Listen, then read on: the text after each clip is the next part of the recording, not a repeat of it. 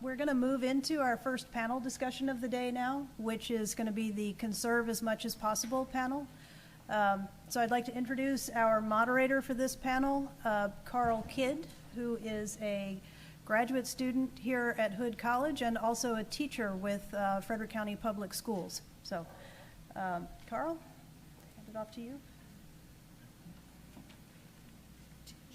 All right, if we could welcome to the stage for our first panel, Dr. Jean Ollinger of Hood College, Dr. Kerri Hesley, and an addition to the program which is not there is Audi Nagi.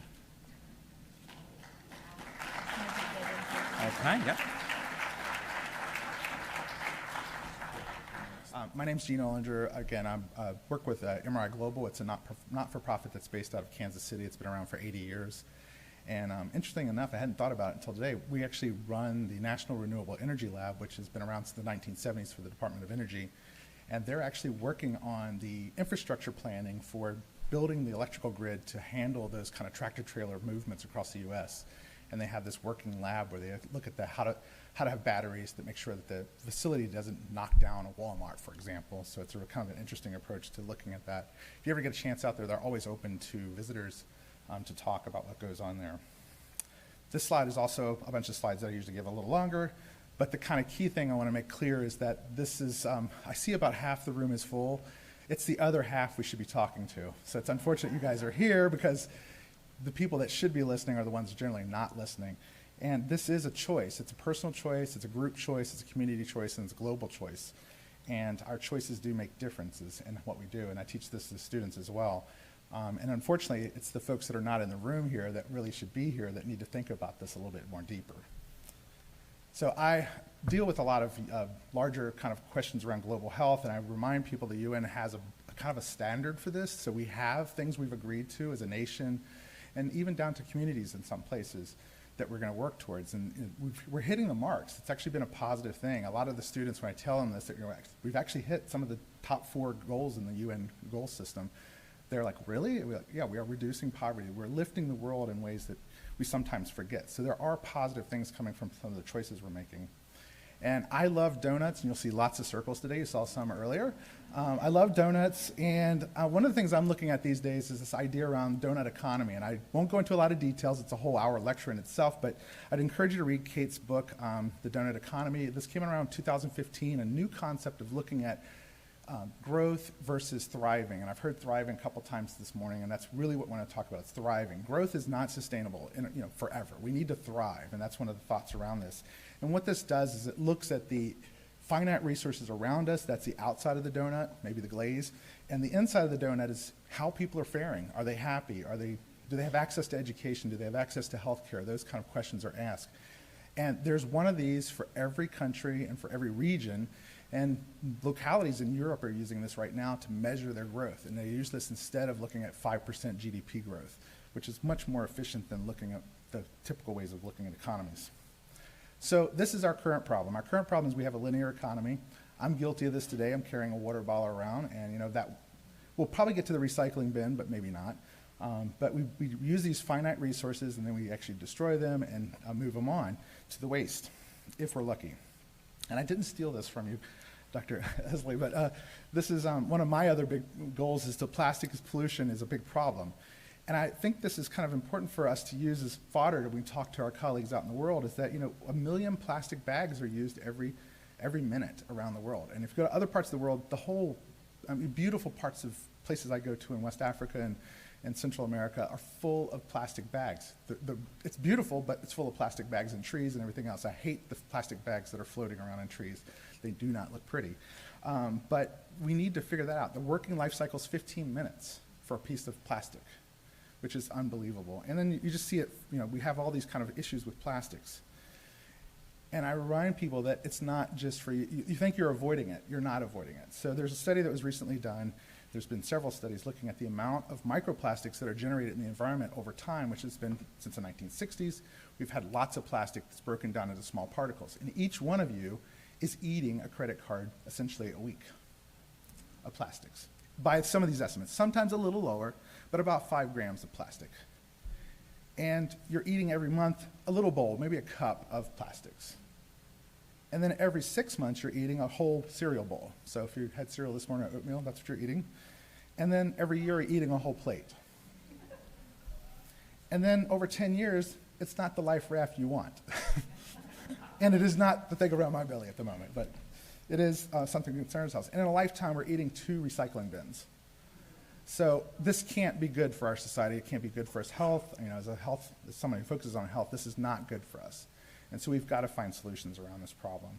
So the circular economy is a new way of looking at this. And I say new, it's not new. A lot of customs and a lot of cultures have been doing this for a long time. We just have forgotten the path. And the path is don't use too much from an environment. Try to reuse things we can use at a level we can reuse it. If it's upcycling or downcycling or side cycling, and minimize the loss of energy and heat that we generate when we do this. And it's not simple donut. It's actually a really bonus donut. It's an infinite donut. That donut actually requires us to think about things in a much more effective way of handling our waste and our products and what we do. So I'm not going to go into a lot of detail on that, but just keep that in mind. So what's the answer? The answer in my mind is the bioeconomy at the moment. It's the first thing that's on the list of things we can do. And that is really this idea of the convergence of multiple disciplines now working together. They have not been working together, despite what most scientists will tell you. When I talk to a computer programmer, I don't know what he's talking about. Just tell me how to get to the site I want to get to. But now we're having conversations where we're sharing each other's knowledge and we're learning common language. And that convergence between life sciences, engineering, bioengineering, for example, rational engineering, computing technologies, and even chemistry now are coming together to offer us the opportunity to do things we've never done before. And it is the value generation that we need for the future. It's what we've been doing for our whole lives since the 1900s in the US. We have used this to actually generate public-private partnerships that have led to value creation. So that's what we really want to use this for. And I'm excited about it, and it's something I want to see move forward. And I'm really focused on the synthetic biology because we're using that now a lot in the laboratory. This is where we can use bacteria to grow things. Well, they're the most numerous things. By the way, they're the most numerous organism that's inside of you right now. There's more bacteria in your gut than you have cells in your body. They drive us. They tell us what to do. They tell you what to eat, donuts, for example. And they also give us kind of anxiety if we don't have the right ones and depression if we don't have the right ones. So we're learning a lot more about that because of genomics. But this is a tool that we now have the capability of producing things. We can produce foods. We can produce propellants, fuels. So there's almost limitless things you can do with this. This will be a key to space travel. We will be using organisms to actually grow our food while we're traveling in space. And I hope, and a lot of people I talk to feel this is the next generation to bring jobs back to regions of the world, the US at least, that have failed because of industrial and farming leaving that area. So it's going to be an exciting part of that. And the good news is it's happening right now. We have people that are using social media to reuse things in more effective ways and actually making money doing it. We have 3D printed houses that reduce the amount of waste that's made, but are using sawdust and printing glues to make it happen. We have customers who are now refusing to buy things that have a lot of packaging. So the great example is this is Lush with Naked Cosmetics, which has a really cool kind of marketing scheme around it. We have packaging reducing. This is a laundry detergent that doesn't use the laundry materials for the packaging. We have edible utensils that actually taste pretty good. I've had them a couple times. Edible water bottles. I've had these in some parts of the world, and they're really kind of interesting to drink, but they work. And using renewable resources like bamboo for utensils as well. This is a mattress that's made with some pretty interesting materials, plus the company's designed around you recycling it at the end. So if you're tired of it, send it back. They'll make you a new one. This is a bicycle made out of mostly reusable and recyclable materials. This is an area that's really exciting using funguses. So, and you might not think about this, but we're using for a lot of different consumer goods, including leather that can be made into bags, dog food, and even something that looks like steak. I haven't tried it yet, but it's supposedly pretty good.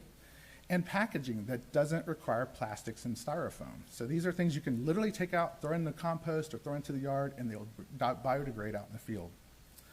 And we're also making pharmaceuticals. One of the first things I did about 15 years ago was make a monoclonal antibody in plants and tobacco. And it's quite exciting to see that happen because biomass goes into a whole other processing system where it can be made into energy. And we're making foods from thin air. Whether it's synthetic meats or meats based on plants, we're able to do that. And My last slide for you is we can actually eat things from the past. George Church's group from MIT just recently sequenced the mitochondria, or the muscle of the mammoth, and they made meatballs for it. So they've actually made meatballs. You can taste the past. Not sure if I want to go down that path, and it was really expensive from what I understand too. But we have the answers to the solutions to the problems in the future, and we can make it sustainable, and that's really the goal. But appreciate it. Thanks. Thank you, Dr. Ollinger. Next, we have Audi Nagi. For 20 plus years, she has been helping businesses to design and operate their spaces to be more sustainable. And now she is the owner of a downtown Frederick's first self-pour Taphouse and Eatery, successfully integrating technology and sustainability in an innovative small business. Okay, so I put these slides together 2 days ago, so bear with me.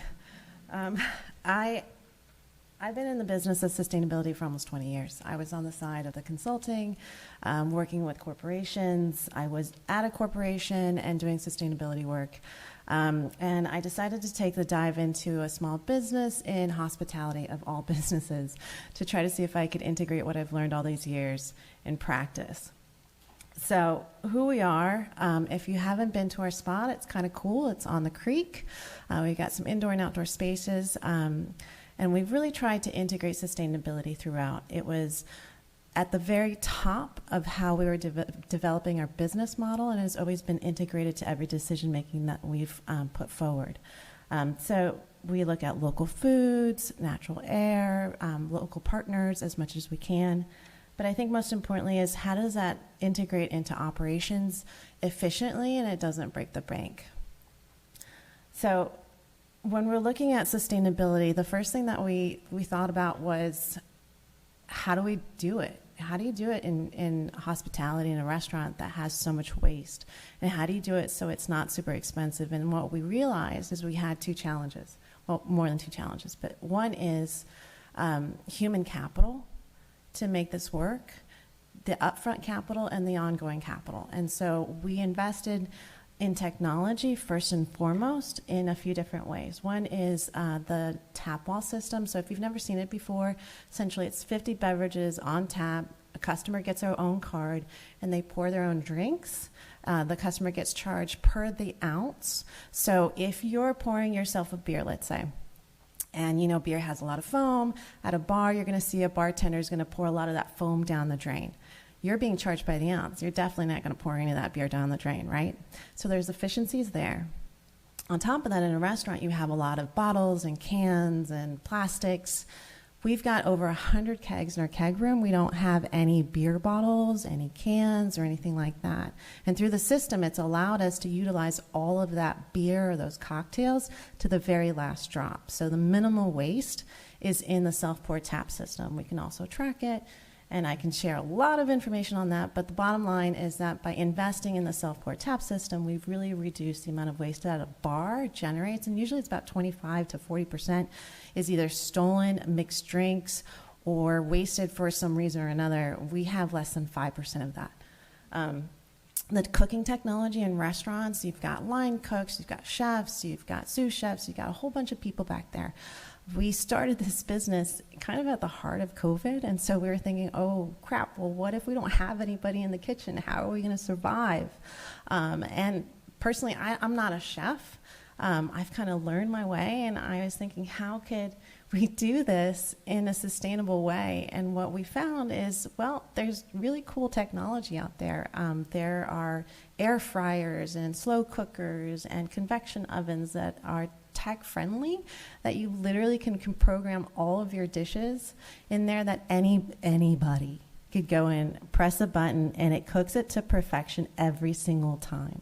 So the inconsistencies that you get in a dish from one cook to the other have been eliminated by this technology. So our amount of waste every single day from an oopsies is really minimal.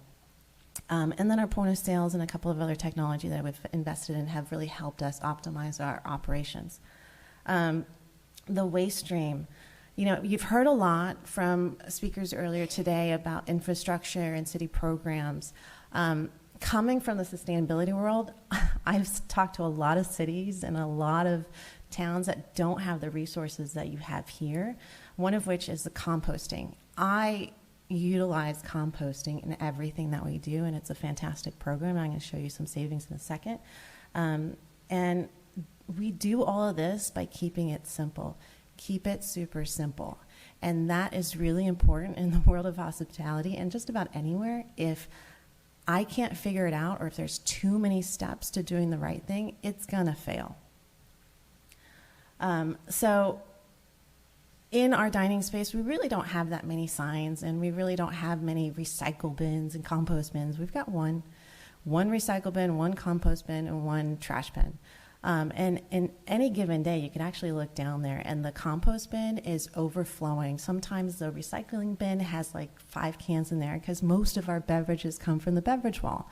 We do have some cans that are non-alcoholic or Coke, whatever, but that's minimal waste, and it always gets into that bin. And then our trash bin doesn't really get filled up.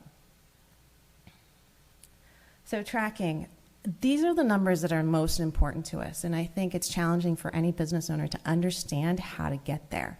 And so I mentioned the waste reduction in the self-pour tap system with all the kegs, the mistakes from making boo-boos when you make a dish or inconsistencies, tracking the food, the minimized waste stream, and also at the end of the weekend, whatever we know is going to go bad in a few days, we try to find a location where we can donate them.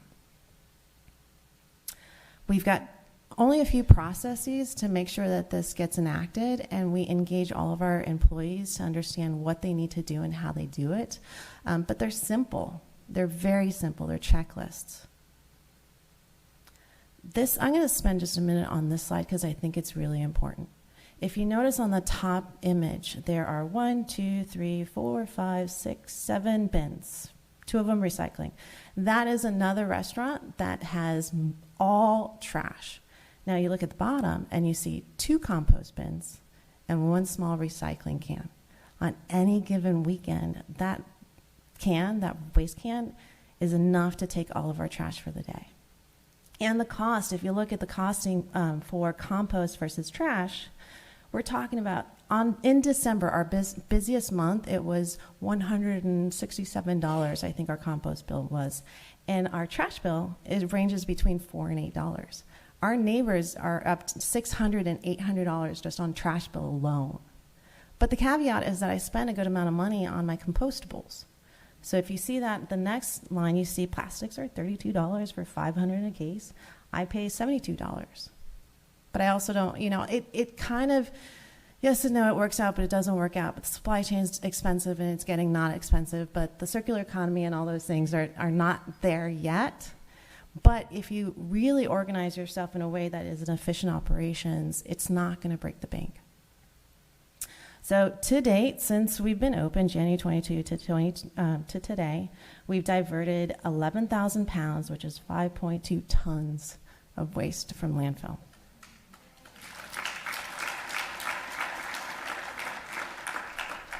We track it every month, and we report it on our website every single month. I'm going to skip the training because I'm being told I'm out of time, but I'm going to go a little longer because I have a couple more slides. So the question is, can anybody do this? Yeah. I've been in the business for 20 years in sustainability, so I have a lot of knowledge. But there's some basics that can be applied, as well as the resources that are available in the community that help support that kind of growth, the education and the tools. Awareness is not there here yet. There's a very large knit community through various organizations that could really be tapped into to provide that education and the resources to the businesses to be able to understand the value add, to incorporate composting, for example. Why is there only one? I think there's 3 locations that do composting in downtown. Why aren't everybody doing composting? There's so much food waste at the end of the night. That should just be a given.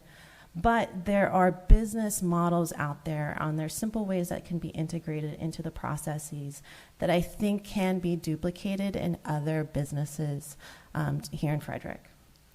So overall, I'm going to skip through a couple of these, but generally, I don't know that our customers really care whether or not we compost, that we are saving water, and we have all these initiatives. I don't spend a lot of marketing money on promoting that, but it's there, it's visible. Some people note it, and it's important to us. We're doing well. It's not breaking the bank. It's not something that I see, and we haven't strayed from where we started at the very beginning. We were gung-ho about sustainability and how we were going to do it, and nothing's really changed. If anything, we've just gotten better at it. Our employees don't talk about sustainability, but they know how to integrate it into operations, so we have minimal mistakes in what we do. We rectify them when it happens, and it's working, and I think that there needs to be more leaders out there kind of talking about how they're doing it and working with other businesses to help them start getting integrated. This is our awesome team. If you haven't been to Frederick Social, I highly recommend you come visit us. Check out our composting. Everything on the tray is compostable or reusable, and our food is really gosh darn good.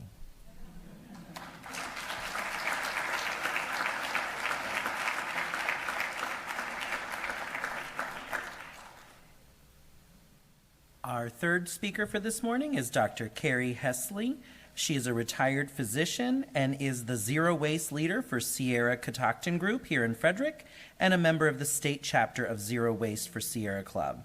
Her area of interest is single-use plastics and their disastrous environmental effects on our environment. Let's welcome Dr. Kerri Hesley.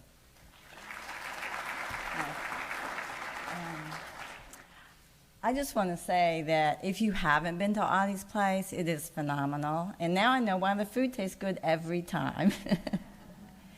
So this is a huge topic in a very short time, but what can we all do to reduce our consumption and waste? And initially I was going to talk about why, but I think it's already been covered, especially by the first speaker, that every step of the way, when we get an item, it has to be extracted from our earth somehow, has to be manufactured, it has to be distributed, stored, and after we use it, it has to be disposed of. So we're using energy, pollution, greenhouse gases at every step of the way for every item in our possession. So by decreasing our consumption or decreasing our waste, we have an impact on all of those, the pollution, the greenhouse gases. In addition, we preserve our natural resources, and we preserve the landfill, because we don't have that many landfills, and we're filling them up very quickly. Also, we avoid incineration. Let's see. How do I do this? This one.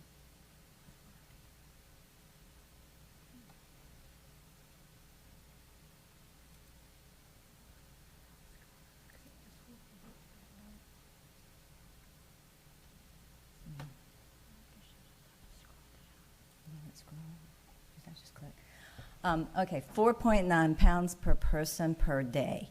That is what the average American generates in municipal solid waste. Now, that is not like you from your house are going to generate almost 5 pounds a day, but that is when we divide the entire municipal solid waste of our country by the number of citizens, that's what we're making. It's the highest in the world by far. We are 4% of the population of this world, and we generate 12% of the waste.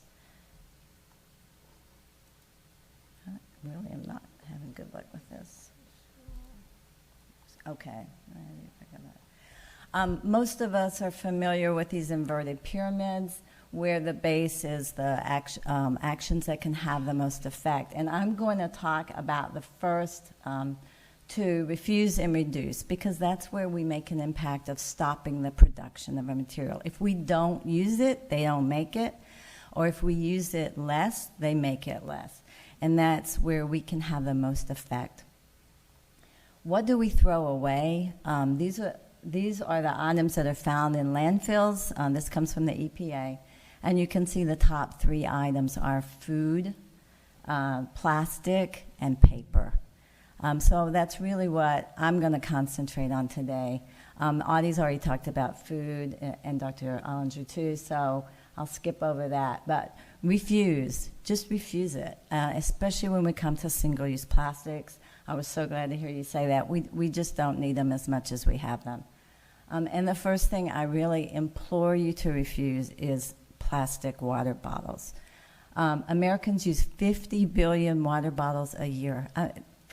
That it takes 17 million barrels of oil to make the plastic bottles to carry water in. So 17 million barrels of oil is enough to power 1 million cars for a year. So we're using this amount of oil, making this amount of plastic for a product that comes out of our tap that, except in maybe 2 places in the country, is completely safe and is super convenient and is free. So it makes no sense. And again, we are probably preaching to the choir here, but this is one product that should be extinct, except when if there's Hurricane Ian and they need water, then we can send water bottles down there.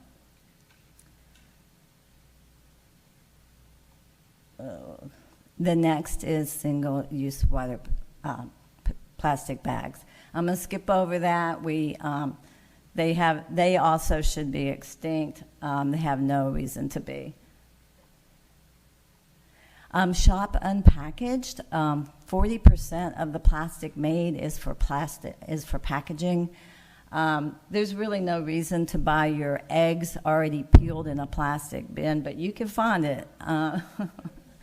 And the good thing about shopping unpackaged is that when you do, often you're shopping locally and you're supporting your local farmers. So if you can't refuse it completely, reduce it. Buy less. Do you really need it? I love this idea of learning to curate your life. Like become intentional about what you put in your home, what you put on your body, what you put in your body. And then finally, wait. Make a decision. Do you want to buy it? Maybe you should wait an hour and think about it. Use reusables. If you go to Audi's place, you're not going to get a solo cup full of a drink. You're going to get a glass. Go to the cafe that offers your coffee in a cup. And then if you need to buy a single-use product, if you really need your soda, then try to buy it in the more sustainable container. So aluminum is super sustainable as a container. That aluminum can be recycled, repurposed, and back on the shelf as another Coke in less than 90 days. The plastic bottle will probably be downgraded into something else. It will not become another bottle. The strawberry container will be incinerated or landfilled, whereas the paper would be composted or recycled. Avoid fast fashion. It's basically single-use plastic. It has no reason to be. Again, there's a lot of labor practices that are questionable, but it needs to go. Decrease food waste. Just quickly, to conserve energy at home, just to be complete, but I'm really coming at this from a zero waste. So this is the one slide I wanted to make a point of. Those of us who are here are probably, because you're here, committed to environmental issues and already are making big changes in their lives. But what we need are more people making moderate changes. So what I need is for all of us to spread the word.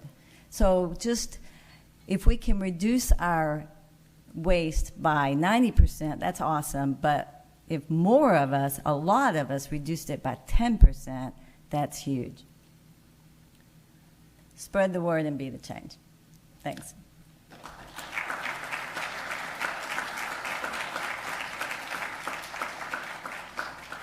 Thank you very much to all 3 of our speakers. A round of applause for all 3 of them. If anyone has any questions for any of our distinguished guests, if you'd like to come up to one of the 2 microphones, you are welcome to. We have about 4 or 5 minutes for question and answer in this session. So I have a question regarding the single-use takeout containers. That's one of my big pet peeves. I was wondering, can the county or the city ban businesses from using those for the customers? Is that something that you're able to do, and is it something that is being considered?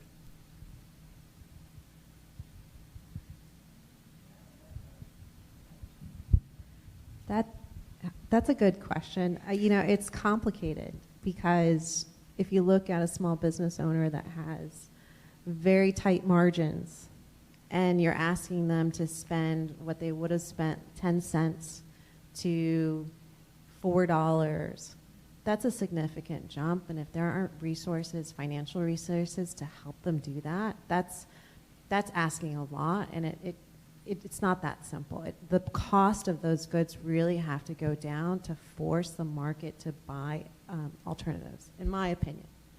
Okay. Thanks. I remember like an NPR story a couple months back about tote bags, right? I mean, every organization gives out like 1 million tote bags, encouraging people to stop using plastic bags. As discussed multiple times now, it's a terrible thing to use plastic bags. But the NPR story talked about how it takes about 19 years of consistent daily use of a tote bag for it to pay for itself, to offset all of the carbon used in its production. And so that doesn't seem like a very viable solution to plastic bags, because people, there are just so many of these tote bags being created that aren't used or destroyed or lost or whatever. And so what is an effective solution? I know that same article, and it referenced a couple of studies. It's important to know that neither of those studies took into effect when comparing single-use plastic bags to other bags, the issue of microplastics and the issue of litter. Microplastics have not been included in any comparisons, presumably because of the difficulty in quantification. The second thing is that a lot of those studies, like there was one that said you had to use your cotton bag 20,000 times or something to equal the plastic offset. They took the worst case scenario for each bag. So when you make cotton bag, I guess there's a lot of ozone released, which is not released with plastic. So they took the worst case scenario. They didn't take all of the things that are required or reduced or eliminated with this bag. It wasn't a fair comparison. So I look at it as someone would tell me, well, you shouldn't use ceramic plates because it takes less energy to produce a paper plate. So why don't we all just eat paper plates and plastic forks all the time? We don't. We have to make it once and use it many, many times. I think that literature was misleading because it is most of the bags that are given out are actually made of polypropylene, which is a plastic. But they have to be used about 11 to 13 times, really, to offset their carbon footprint. Anybody is going to use a bag 11 to 13 times. So some of the cotton bags, you may have to use longer. But there was a woman speaking the other night at City Hall that had her cotton bag from when she lived in Germany 20 years ago. People use their bags. I think we have time for one more question. So I think a lot of us are doing pretty well with all the checking off all the things that you think that we should be doing. But the one problem seems to be even at Whole Foods or the common market, if you want strawberries or blueberries, they're in the plastic containers. And I was wondering if you know of any effort to get the suppliers or to get common market or to get Whole Foods, one of the really big buyers, to get the companies to provide us with an alternative to these plastic containers for the fruit. So I'm on the zero waste team, and we have talked about those a lot because they are not recyclable in Frederick County. They supposedly are recyclable other places, but I'm not sure I believe that. And it is a very difficult thing because they maintain the fruit well, they protect it.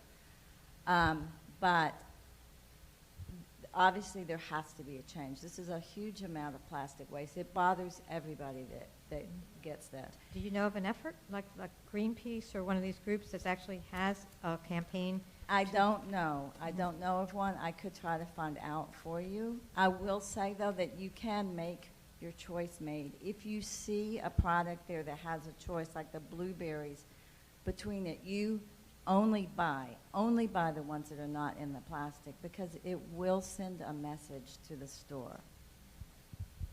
That's the only way I know to do it now. And I think it's important to keep in mind that your buying habits are really important for the large companies like Walmart and others. So not just the Whole Foods is large too, but they're paying attention to what you buy and you don't buy. But I get back to these are all problems that are complex. They're not simple, and we need to be thinking about the kind of creative, innovative ideas around them. So as a consumer, you make a choice by not buying, you refuse. As an entrepreneur, these are problems, and problems equal opportunities. So there's opportunities built into these that we're not thinking about. So how can you make, for example, one of the ideas I've seen is the mushroom-based containers. They degrade in the environment. You can throw them out in the garden, and they actually degrade.